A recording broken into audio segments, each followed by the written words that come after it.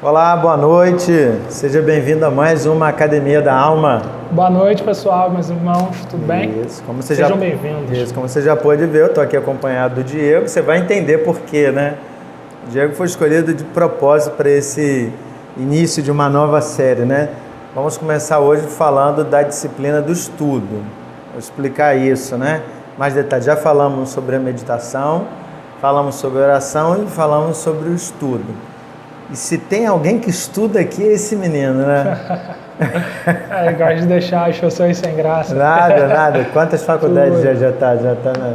Não, acho que uma só, teologia. Isso, tem umas 5, 6, sei lá. Isso. Eu acho que todos nós devemos ser eternos estudantes. Isso aí. No dia que a gente para de estudar, as coisas começam a... Eu gosto de dizer que a gente precisa de um espírito ensinável, né? Essa capacidade de aprender não pode sumir da nossa mente nunca. Muito bem, então como eu já anunciei, nós vamos começar hoje uma nova fase, né, do desenvolvimento da nossa espiritualidade saudável, que é a proposta da Academia da Alma para 2023. E hoje nós vamos entrar na prática do estudo ou na disciplina do estudo. E para isso nós separamos o texto da primeira carta de Paulo aos Coríntios, capítulo 3. Nós vamos ler os versículos de 1 a 9. Não que a gente vá usar os 9 versículos, né? Na verdade a gente até vai ficar mais detido no início, mas só para você entender o contexto, o que está acontecendo ali. Primeira carta de Paulo aos Coríntios, capítulo 3, versículos de 1 a 9. Mas antes da leitura eu queria convidar você a orar comigo, ok? Vamos orar? Maravilhoso bom Deus, muito obrigado pela Tua Palavra, ela é viva e eficaz, ela é essencial para a nossa caminhada, sem ela a gente não consegue saber o que o Senhor quer e sem ela qualquer atitude nossa é completamente equivocada, né? Ela é a nossa regra, o nosso princípio, é ela que fala para nós a respeito da Tua vontade, porque ela é a expressão exata da Tua vontade, né?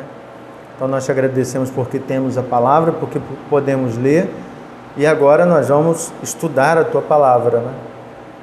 Que o Teu Santo Espírito nos oriente, abra o nosso entendimento e nos torne capazes não apenas de compreender, mas de viver essa palavra que nós vamos estudar aqui. Nos ajuda, Pai, a fazer isso para a honra e glória do Senhor, em nome de Jesus que nós oramos. Amém. Amém.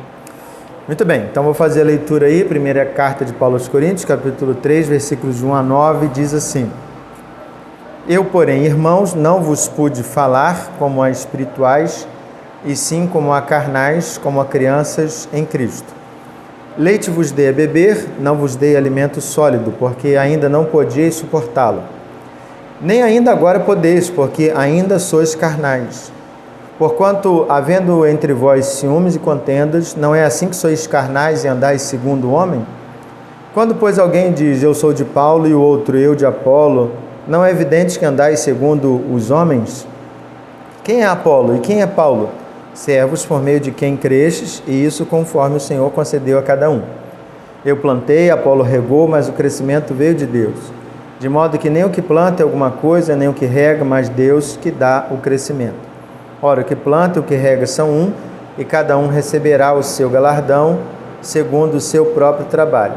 Porque de Deus somos cooperadores, lavoura de Deus, edifício de Deus sois vós. A gente já falou inúmeras vezes sobre as práticas espirituais, né, ou disciplinas espirituais. Já falamos aqui mais uma vez, né, sobre meditação, oração e jejum. Não significa que a partir dessas três você encheu sua agenda de tarefas, né? Então, qual é o propósito das disciplinas espirituais, das práticas espirituais? Eu gosto de lembrar a palavra do James Bryan Smith. Elas existem para corrigir as nossas falsas narrativas. Então é meditando que o Senhor corrige as falsas narrativas no meu coração. É orando que o Senhor corrige, é jejuando que o Senhor corrige. E é também no estudo da palavra que o Senhor corrige as minhas falsas compreensões sobre Ele. Só que o estudo em particular, ele é uma disciplina que talvez a gente até faça bem, mas a gente precisa estar atento a alguns detalhes, né? Por isso que é importante a gente estar aqui. Primeiro que quando a gente fala do estudo, parece que a gente prepara muito o intelecto. E a gente fica sem alma. Sim. Desde criança eu ouço a famosa frase, né? Que a letra mata, claro, fora de contexto, mas as pessoas falam isso. A letra mata, mas o espírito vivifica. Inclusive, fala isso sempre quando um adolescente ou um jovem começa a ler muito ou a desenvolver aptidão para alguma área, até mesmo... Ele começa a ter problema dentro da igreja. Isso, já começa a questionar algumas coisas dentro da igreja e fala assim, tá vendo? A letra mata. Você não era assim, você tem que diminuir, tem que dar uma... Isso, tem que diminuir o estudo. Então, assim... Então, essa já é uma narrativa super falsa, né? Sim. A gente não precisa pensar muito para responder que isso aí não tem nada a ver. Sim. Mas pode acontecer, né? A gente pode tanto fortalecer o nosso intelecto com argumentos e a gente esquecer de outras disciplinas, como oração. Sim. Então, tecnicamente, as disciplinas da oração, do jejum, apontam mais para esse lado da espiritualidade, né? Enquanto a disciplina do estudo parece, em algum momento, fortalecer o intelecto, mas isso é uma falsa narrativa. Porque quando nós estamos falando do estudo da Palavra de Deus, esse estudo deve produzir transformação do meu relacionamento com Deus.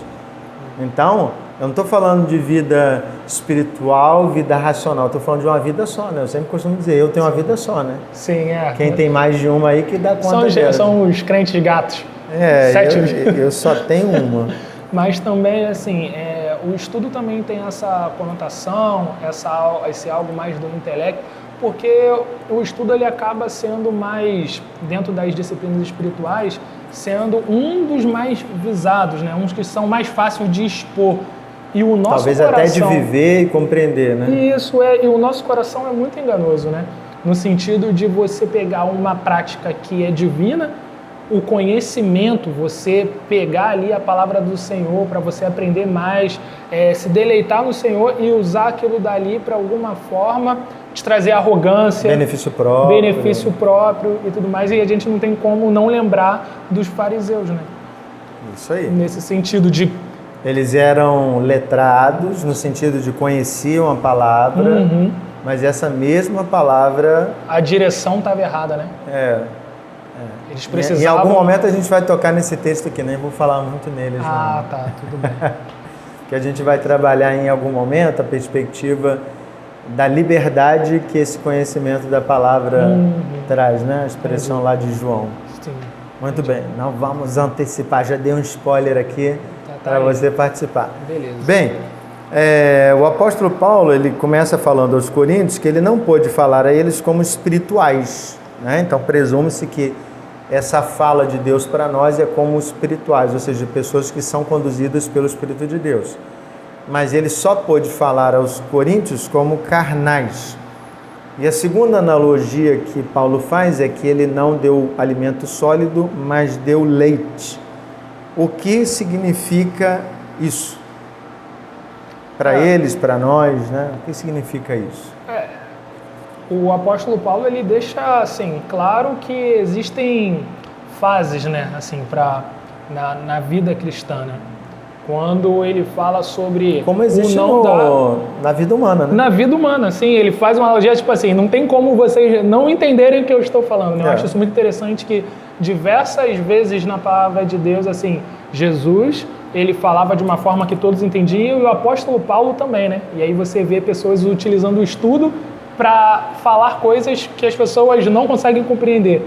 E aqui ele está falando que ele não pode dar um alimento sólido ainda para essas pessoas, porque elas ainda são carnais, ainda estão caminhando, estão começando, né, caminhando na fé, né? Então eu acredito que... Mas não deveriam. Não deveriam, isso que eu ia falar. Que da forma como ele coloca como se fosse assim, Alexandre, vocês não deveriam estar nessa fase, pelo tempo de discipulado, pelas coisas que vocês viram, passaram, experienciaram. Os sinais, os prodígios, o ensino que ele trouxe. Sim, já era para vocês terem uma maturidade a mais na caminhada, né? Então eu vejo que o crescimento, ele não é uma coisa opcional, né? Eu me converto e aí, assim, não... É só esperar. Eu só esperar que eu vou crescer por osmose, né? Sei lá. Ou então, alguma revelação vai aparecer para algumas pessoas que nos assistem, que são de outras doutrinas, né? Acreditam que vai vir alguma revelação, alguma coisa do tipo, e eu vou ter aquele conhecimento e vou me desenvolver da noite para o dia. Elas esperam uma epifania, né? Sim. Que a gente fala isso em teologia, uma manifestação sobrenatural da parte de Deus para que elas possam experimentar esse crescimento. Né? Elas não veem a parte delas, é isso, né? Sim, as pessoas têm muita dificuldade, principalmente nas pessoas que são calvinistas, né? No sentido de que as pessoas pensam, às vezes confundem você ser salvo com você ter a sua parte, você buscar o seu processo de desenvolvimento na fé, né? Eu costumo pensar numa plantinha. Eu sempre tenho essa imagem quando falo sobre desenvolvimento, que você precisa regar ela, né? Você precisa cuidar. Você já disse isso várias vezes, né? Que agora vão passando os seus anos e pessoas com muita experiência têm algo em comum. Elas começam a gostar de plantas. E você disse, né, que você tem umas plantas que você lá cuida com todo carinho e tudo mais, e tem que ser diário. Hoje está com a Rosinha, hoje está com a... então. Aquela está envelhecendo também, eu deixei para ela. Então. E você vê que o cuidado tem que ser diário, né? E a partir desse cuidado diário, você vê aquele crescimento. O que isso significa com cuidado diário? Que você precisa buscar as disciplinas espirituais, você precisa orar, você precisa meditar, você precisa estudar. E com isso, o Senhor, através do Espírito Santo, vai fazendo com que o cristão amadureça. Então só para ver se está claro para mim, está claro também para quem está participando, se a gente pensa na analogia de Paulo, né, como leite para criança, alimento sólido para adulto, não vou nem falar uma criança maior, vou falar para adulto, só para fazer uma distância mesmo temporal, significa que na expectativa de Paulo, eles já deveriam ser adultos na fé. Sim. Mas na realidade, eles eram crianças na fé. Sim. Então, assuntos básicos ainda eram discutidos por eles. Significa, então, que eles estavam vivendo fora da fase. Sim. É possível isso, então, né? Viver fora da fase. Ou seja, eu já tenho 40 anos de igreja, tecnicamente eu já deveria estar numa fase avançada de discipulado. Infelizmente isso é possível, né? Não deveria ser possível, mas é possível porque... Não só é possível, como é real, né? Como é totalmente real, principalmente para as pessoas que foram criadas dentro da igreja.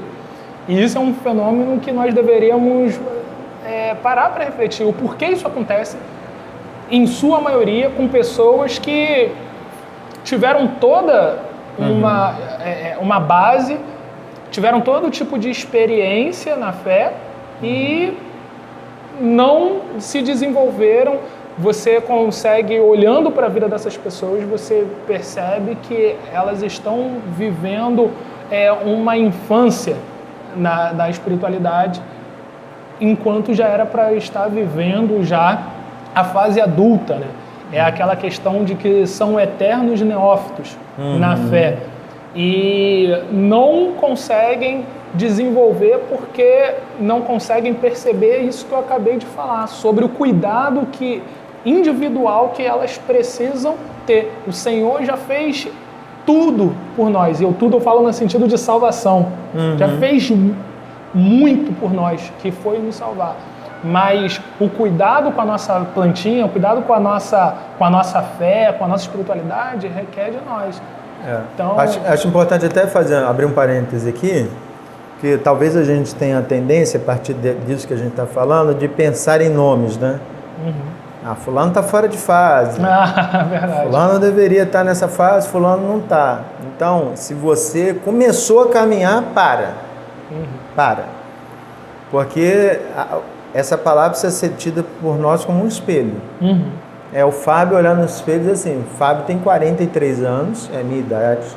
Não pareço ter 30, né? Parece. Obrigado. Você está cuidando bem da sua candidatura. Com certeza. Tem que ser político. Então, eu tenho 43 anos, nasci no Evangelho, filho de pais crentes, né? Então, família crente.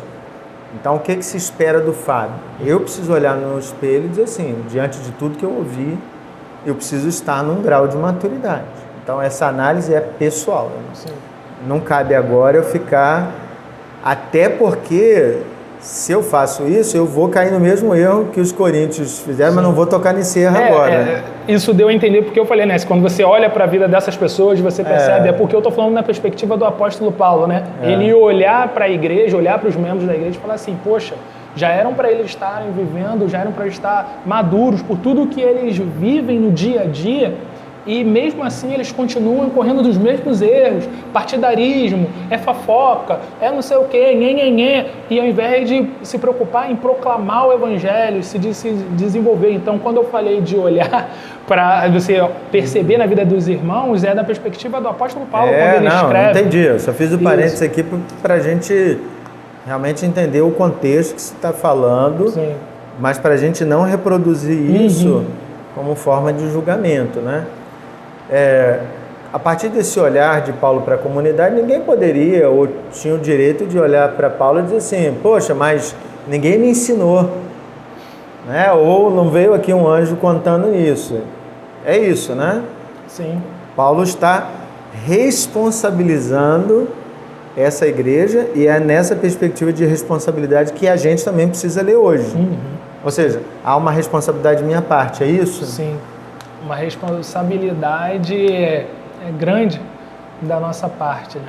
E ter o equilíbrio de entender essa responsabilidade é fundamental para a espiritualidade, né? Você entender que você precisa fazer a sua parte, mas que de alguma forma existe um mistério que não depende só de você, né?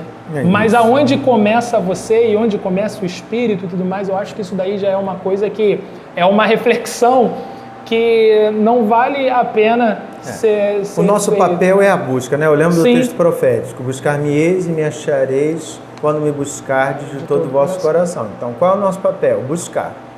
Quem se permite ser encontrado é o Senhor. Ele diz, estou aqui. Sim. Ele nem fala isso, né? Na verdade, ele se revela até nós. Então, assim, ele se apresenta a nós. Ele que mostra quem ele é. Mas ele não anula o processo de busca. É isso que a gente precisa entender. Bem, ainda nessa analogia do leite e do alimento sólido, Paulo está falando de alimento. Então, em qualquer fase da vida, a gente precisa se alimentar. O que muda é o tipo do alimento, né? Sim. Leite mais básico, alimento sólido, mais substância, né? Aquela feijoada. Não, criança não come feijoada. Feijoada espiritual. Na prática, vamos trazer isso para nós. O que significa isso para nós, igreja do século XXI? Olha, na prática, eu percebo que muitas pessoas, elas não buscam, de alguma forma, se alimentar como adulto, né? Como que a gente está falando sobre o estudo, eu posso dar um exemplo de uma pessoa que, ao invés de se preocupar, de procurar se alimentar dos pontos centrais da fé, do que realmente importa, né, da palavra do Senhor, da centralidade, da salvação do Senhor, como eu posso crescer na santidade, fica procurando na palavra, de alguma forma, coisas periféricas para, às vezes, discutir na internet, para mostrar que sabe mais, procurando coisas de versículos aleatórios para, de alguma forma, demonstrar que sabe mais do que o outro, do que o irmão. Então eu vejo que quando você começa a buscar o alimento sólido, eu acho que a busca do alimento sólido já é um sinal de que você tende a estar caminhando para o amadurecimento, né? Eu fico pensando, Diego, numa relação, eu gosto de trazer muito para a nossa realidade, então vamos pensar num crente que é membro da Igreja de Tomás Coelho, ele frequenta os 2 cultos, 52 domingos no ano, ele participa de 104 cultos, se ele não faltou nenhum, né? Então ele ouviu 104 mensagens de Deus. A questão não é se ele lembra, né? É claro que a gente às vezes faz aquela brincadeira de púlpito. E aí, irmãos, lembra o que foi domingo passado? A gente tem muita coisa na cabeça, né? E fica difícil mesmo. Até eu tenho dificuldade e eu estou aqui no dia a dia. Mas eu fico pensando nessa questão de que essa pessoa que ouviu 104 mensagens da parte de Deus, ela deveria terminar esse ano mais amadurecida em algum aspecto. Pelo menos em um aspecto. Eu ia falar em todos os aspectos. Se são mais de 100 palavras do Senhor, deveria ser maduro. Nem que fosse um pouquinho a mais, mas ela deveria amadurecer em todos os aspectos. Então, por exemplo, a pessoa ouviu sobre fé. Sim.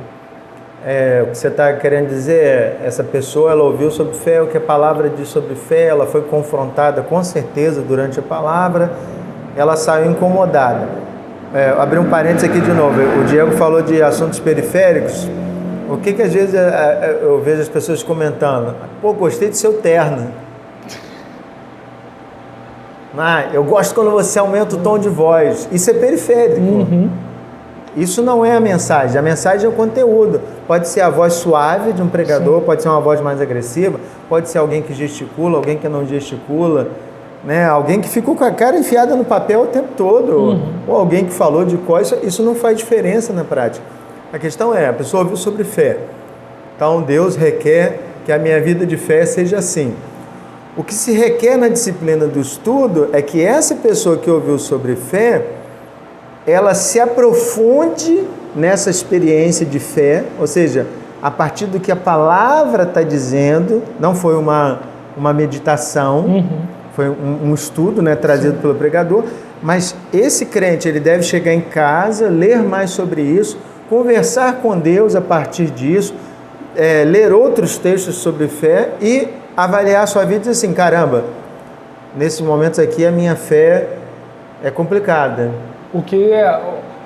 Onde eu posso melhorar na minha vida, porque você deu esse exemplo da fé, a pessoa pode olhar e falar, né, fala assim, nossa, fulano tem pouca fé, né, tá passando por tal situação, tô vendo que tal, mas é importante que nós, como você já falou, né, que a gente olhe para a nossa vida e de alguma forma a gente busque compreender não o conceito, não algo racional sobre a fé, mas experimentar. Não a explicação. Não a explicação, não conceituar o que é a fé, mas experimentar a fé, passar por algumas situações e você vê, nisso daqui eu exerci bem a minha fé, naquilo dali eu não exerci da forma como eu deveria ter, eu poderia ter confiado mais no Senhor. E em todas essas coisas, você procurar, como você disse, se aprofundar e se preparar para outras oportunidades. E voltar lá no início, que na sua fala, eu disse assim, que a gente precisa ter o espírito ensinável, né? Que eu falei que você gosta de estudar. Porque às vezes eu posso dizer assim, não, eu não tenho fé para isso. E você fechou a questão. Mas você vai se confrontar, por exemplo, com uma palavra de Jesus, que se você tiver fé como um grão de mostarda, não é uma fé grande. Se você tiver uma fé minúscula, você diz para esse monte, sai daqui e vai para ali, e ele se move. Ou você acredita que Jesus estava brincando, né, com isso, ou você entende que Jesus falou a verdade, que é possível, e você experimenta. Você pode até dizer, Senhor, essa não é a minha realidade hoje, mas eu quero experimentar essa fé aí. Sobre falar que eu não tenho fé para isso, eu tenho conversado muito com algumas pessoas sobre a questão da nossa fala, né? Do que nós falamos sobre nós mesmos. Em um momento eu estou falando sobre palavras que criam realidade, né? Porque tem aí um pessoal que acredita, né? Dentro do movimento evangélico, pentecostal, neopentecostal, que não, a palavra tem poder, você não pode falar nada, não é isso não. Mas, de alguma forma, essas pessoas, elas doutrinam a si próprias para não... se limitam. Se limitam, falando, eu não vou conseguir, tá certo? Você está falando para você mesmo que você não vai conseguir, que não tem como, você não tem fé, é óbvio que você não vai conseguir. Porque ela não vai pesquisar. Não vai... Ela não vai orar sobre isso. Não vai se desafiar a passar para o próximo estágio, né? Como a gente está falando sobre fases da vida, tem a infância, a adolescência, a juventude, a vida adulta. Eu sempre gosto de lembrar daquele episódio que Jesus está lá, andando sobre as águas. Estão todos os apóstolos lá dentro do barquinho. Só um quer sair do barco. Os outros 11, estou bem, Senhor. Tá tranquilo. E todo mundo bate nesse apóstolo, né?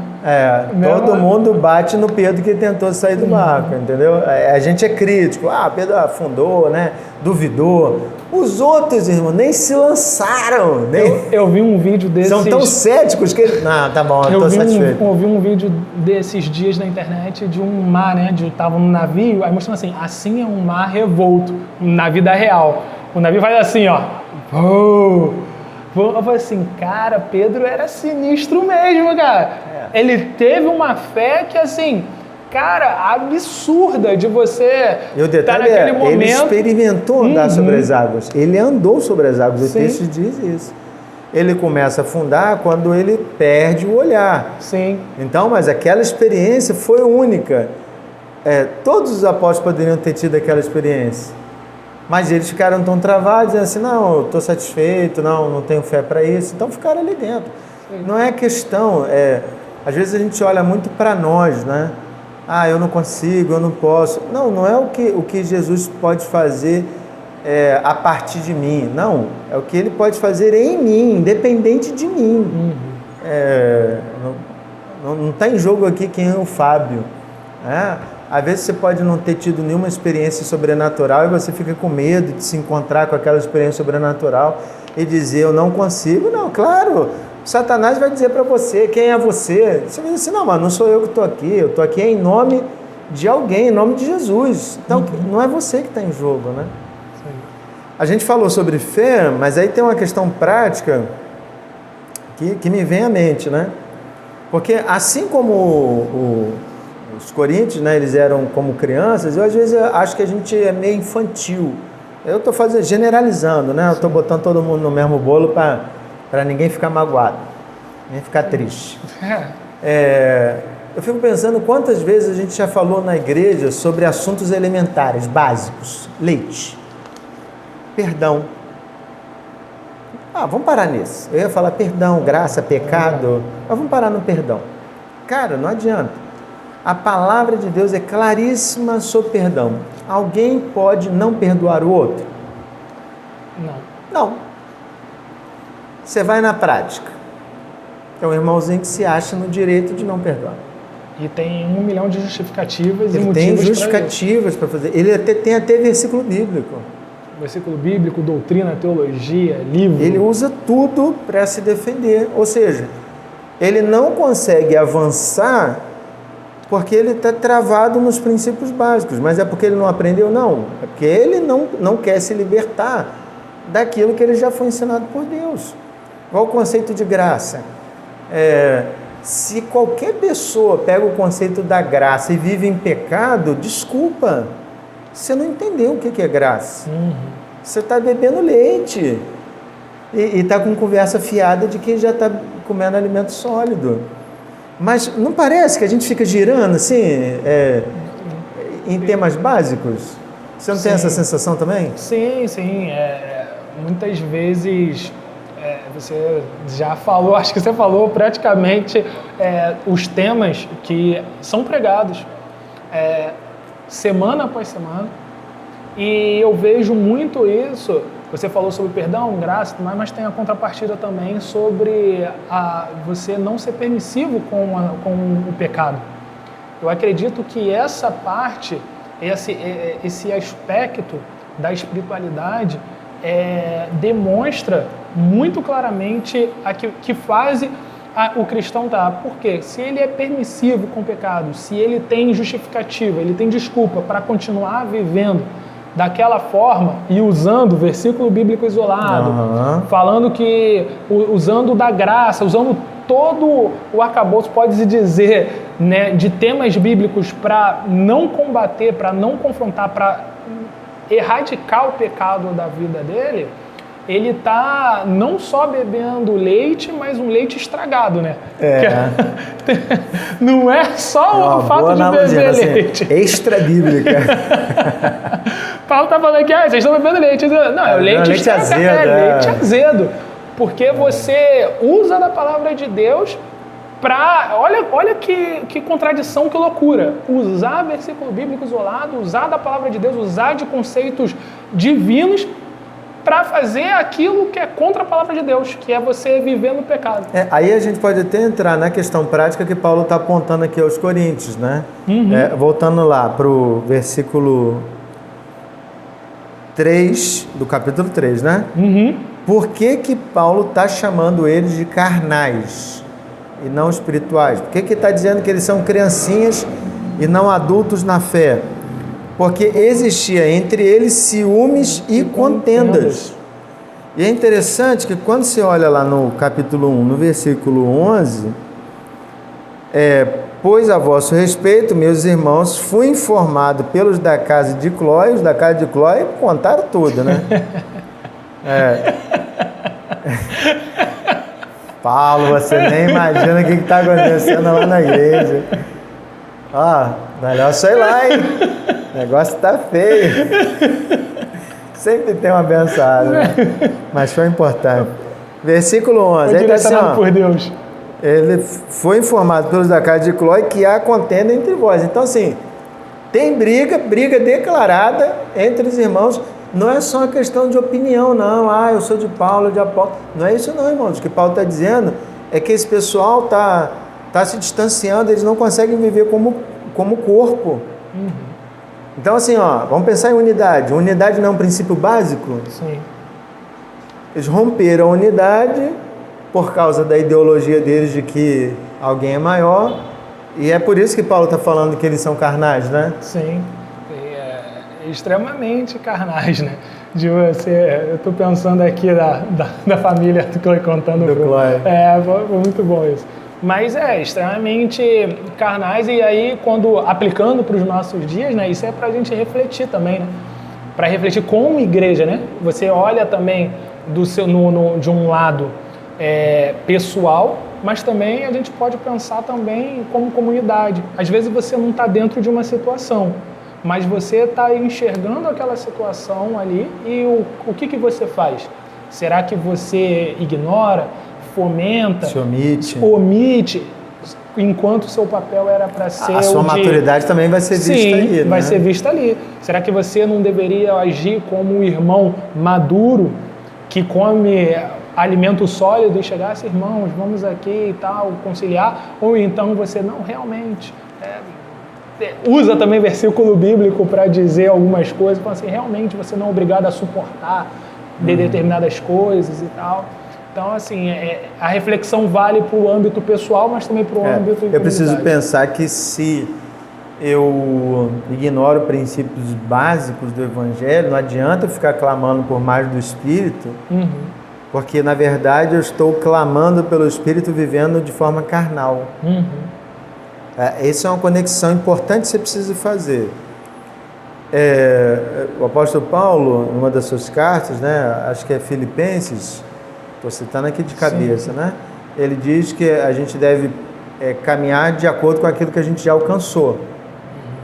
Então antes de pedir mais de Deus, a gente tem que colocar em prática aquilo que a gente já aprendeu. Sim. É um princípio de coerência, porque senão eu vou dizer, Senhor, me dá mais amor, me dá mais amor. Se você não está administrando o que você tem agora, como que você vai administrar mais do que você tem agora? Se você não está conseguindo agora, também não vai conseguir o que vier, né? Então, assim, de forma prática agora, vamos pensar como é que quem está nos escutando pode praticar a disciplina do estudo, ou seja, como é que a gente sai do leitinho, não leite azedo, leite de verdade, como é que a gente sai do leite para alimento sólido? Você tem alguma dica? Olha, a dica principal do estudo, eu acredito que é a devocional. A devocional, ela, além de ser um momento que você tem com Deus, também é um momento que você aprende mais de Deus. E também um momento onde que não é só algo intelectual. Porque se você tem um momento de leitura da palavra de Deus, por mais que aquele momento seja uma devocional e tudo mais, você está aprendendo ali com o Espírito, né? Você está ali junto com o Senhor, meditando na palavra do Senhor. Eu acredito que o estudo ele nunca é só, assim, vou estudar e somente estudo. Você estuda, mas você ora. Você estuda, mas você medita. É claro que todo estudo está baseado na ação do Espírito, né? Está baseado na ação do Espírito. Então, assim, eu acredito firmemente que o primeiro passo para que você se alimente com alimento sólido, para você deixar de ser carnal, deixar de ser uma criança na fé, é você realmente ter você ter a maturidade, ter o discernimento que você, quando está lendo a palavra do Senhor, tem um foco. Você faça isso para a glorificação de Deus, né? Porque você pode simplesmente estudar e não ser para a glorificação de Deus. Eu falo isso porque eu já fiz isso. Então você estuda isso como um gentio, você estuda como um mundano, que é um livro, e as histórias são legais e tal, e você não se preocupa em aplicar aquilo na sua vida, aquela verdade na sua vida. Você falou do momento devocional, deixa eu tentar trazer uma luz aí, talvez para alguém que tenha alguma dificuldade. Quando a gente fala de momento devocional, a gente está falando assim, do seu momento com Deus, né? Então, esse momento ele pode ter muitas práticas espirituais. Então, a gente tem oração, foi uma prática que a gente falou, tem a meditação. Então, todo dia eu tenho, normalmente, as disciplinas da oração, da meditação e do estudo. Mas eu vivo em momentos separados, eu deixo bem marcado. Então, como é que eu faço isso só para ajudar você? Como é que eu encaixo isso no meu dia a dia? Eu acordo, oro, depois vou meditar, aí oro de novo, leio um verso pequenininho, reflito, fico lá, oro nele, coloco meu coração diante de Deus, oro de novo, escrevo a minha meditação, encerro. Isso aí eu demorei 1 hora. Depois eu tenho a leitura da Bíblia. Então eu leio, que é a minha prática de estudo. Então, por exemplo, eu já li o Novo Testamento todo, estou no Antigo Testamento já, em 2023, né? Então, o que eu faço? Eu leio, pego lá o aplicativo, tem aplicativo de Bíblia que tem o texto em grego, em hebraico, aí eu vejo o significado, leio em outra versão, eu marco, escrevo do lado da minha Bíblia, faço comparações. Poxa, mas Mateus falou assim, mas Lucas não falou assim, qual é a diferença? Percebo, né? Pego uma Bíblia de comentário, leio o comentário, fiz isso com a Bíblia de Genebra, fiz isso com a Bíblia de estudo do discipulado da Sociedade Bíblica, então li todos os comentários que tinham ali embaixo. Isso é uma prática de estudo. Isso é um estudo, é um nível bem avançado. Às vezes a pessoa pode olhar assim e falar assim, eu não consigo fazer isso. Ele está dizendo o que ele faz, mas você pode começar, né? Mas deixa eu dar um outro exemplo agora, que é do meu sobrinho Nicolas. Tá. Então, só para me mostrar duas coisas diferentes. Ele lê a Bíblia todo dia. Ele lê em voz alta, ele lê várias vezes o mesmo texto, ele tem a prática dele lá. Eu falo porque eu acho muito interessante, né? O Guilherme lê de um jeito, a Ana Júlia lê de outro. A Ana Júlia lê a Bíblia, faz lettering com aquilo que foi importante. O Guilherme anota no celular e o Nicolas lê em voz alta. Aí o Nicolas chegou para mim e falou assim, tio, eu percebi que tem a mesma coisa. Eu li Mateus, eu cheguei em Marcos, tinha a mesma coisa. Eu falei assim, a mesma coisa ou parecido? Mas o que tinha em um e não tinha no outro? Isso eu não reparei. Aí os olhos dele brilharam. Ou seja, mas ele teve uma leitura atenciosa ao ponto de perceber que aquele texto ele já conhecia. Mas ele não tinha confrontado os detalhes. Aí eu falei assim, você já leu os evangelhos? Já. A história dos 2 ladrões estão nos 4 evangelhos? Aí eles estão. Eu falei, não estão. Aí ele, não estão, tio? Eu falei, não. Em qual evangelho está? Ele, qual? Eu falei, vai procurar.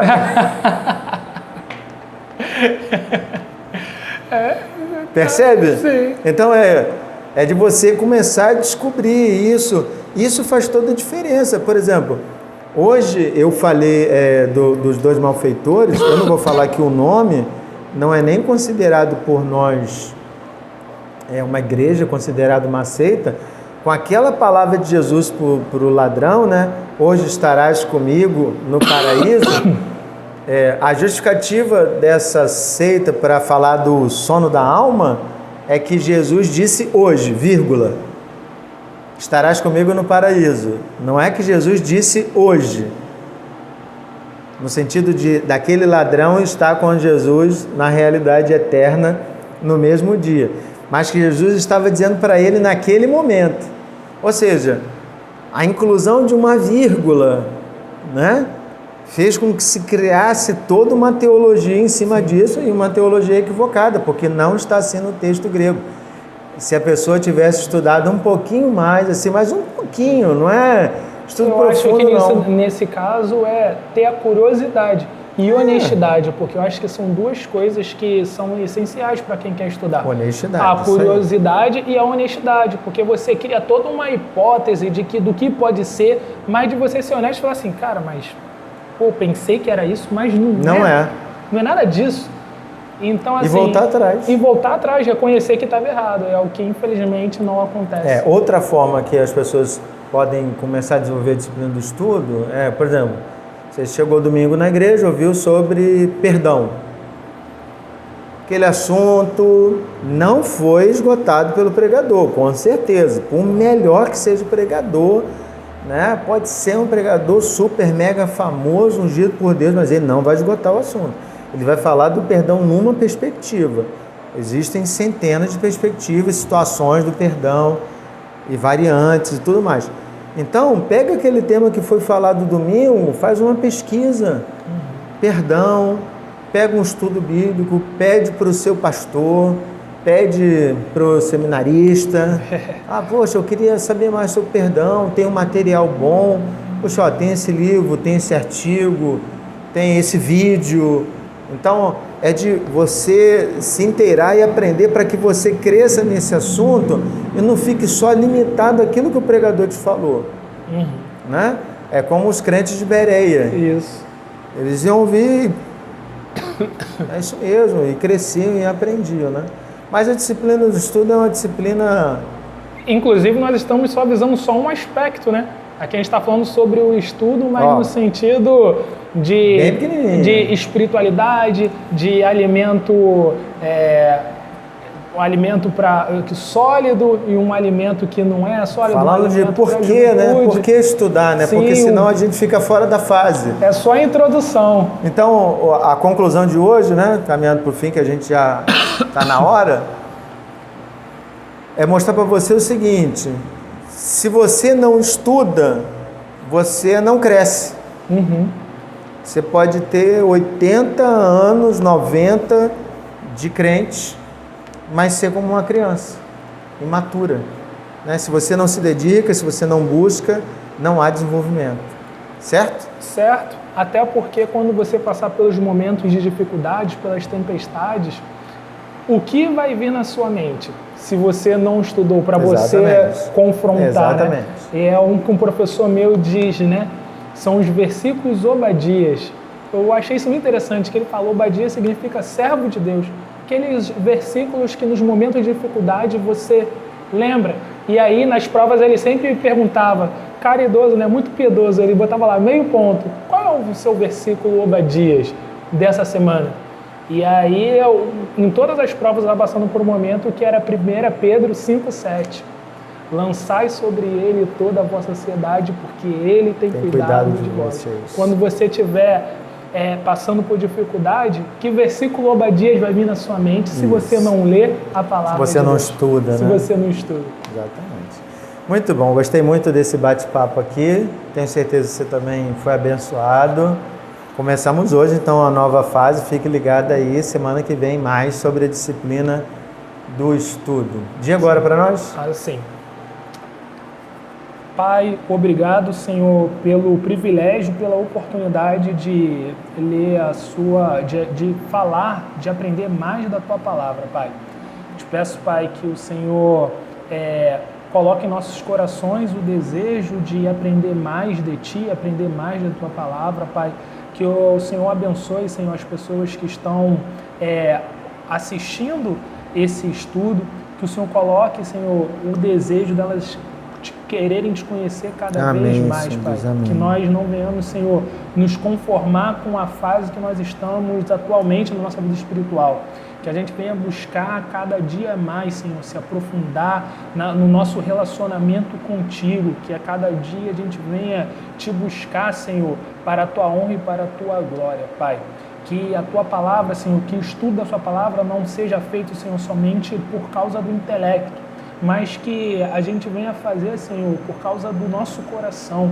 Que tudo que nós venhamos, Senhor, ler na Tua palavra, ela desça para o nosso coração, que a gente medite, que a gente ore, que tudo que nós vamos fazer seja feito para a Tua honra e para o Teu louvor, Pai. Te peço, Senhor, que o Senhor abençoe esse final de noite, que a Tua palavra continue, Senhor, ecoando na nossa mente e no nosso coração. Amém. Eu te peço, te agradeço, em nome de Jesus. Amém. Amém. Bem, até semana que vem, na próxima Academia da Alma. Até a Deus próxima, te abençoe. pessoal. Deus te abençoe. Amém. Amém.